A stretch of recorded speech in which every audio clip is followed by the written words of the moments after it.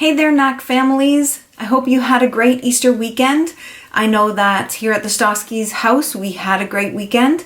We did miss being together with my parents and my sister's family, but Zoom helped with that.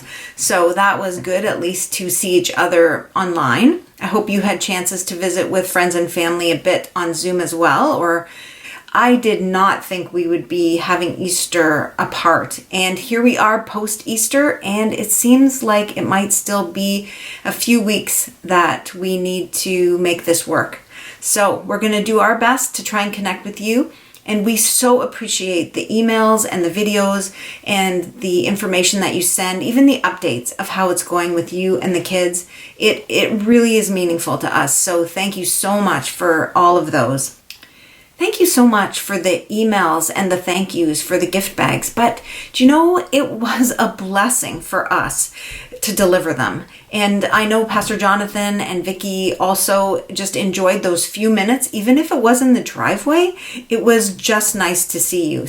This week we continue with our Who I Am in Christ series. We have 2 more weeks, and it's a special week because Pastor Glenn is going to be teaching this week on the Father Heart of God. He is the newest father on our staff, and so he has a unique perspective on the Father's heart. And now Haven has celebrated her 1-month birthday, I guess.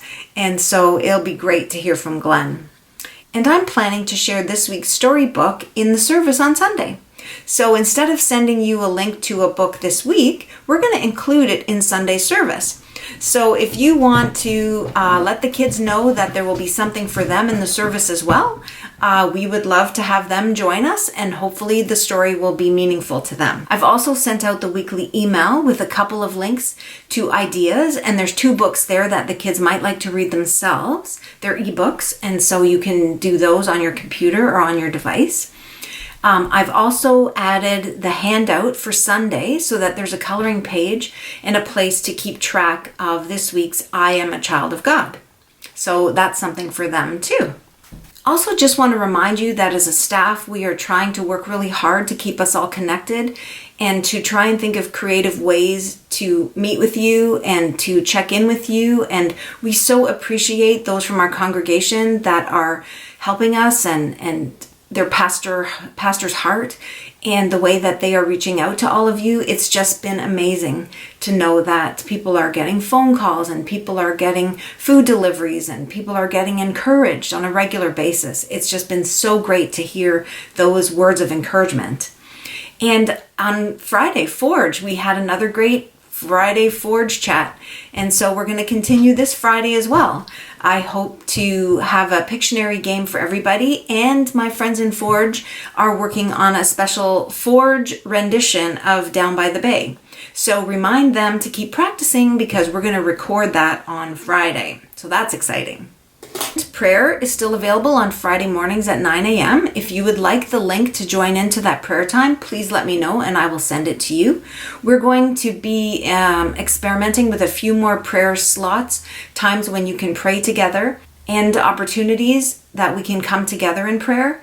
And you can always send an email and we can pass that along to our prayer team. And if you need personal prayer, I just want to leave you with one more thought. I don't want to make this too long, but I want to encourage you to find some moments to be alone with your thoughts. And I know our thoughts are a bit scary right now. And for some of us, if we really get real with ourselves, we may start to feel more overwhelmed, or it may all start to close in on us and the way that we've been balancing everything. Many of you are working at home. Some of you are working extra hours, even in more vulnerable settings. And so I just want you to know that you are valuable, you are loved, you are cared for. And maybe you need to take a risk and tell somebody how you are feeling and how you are handling all the stress and anxiety that is being put on us. One of the stories in the email that I sent out for the kids is actually a good reminder for us not to worry about the small things and to continue to trust in God for the big things.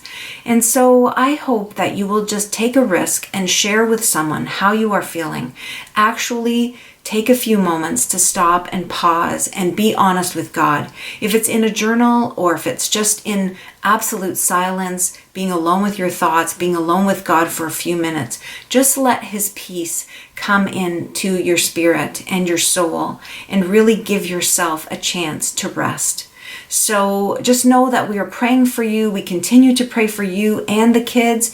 We are praying for our families and for all the adjusting that is still going on through this time, for provision and for joy and peace and for all of those things that bind your family together. So just have a great week. And again, let us know if there's any way that we can help.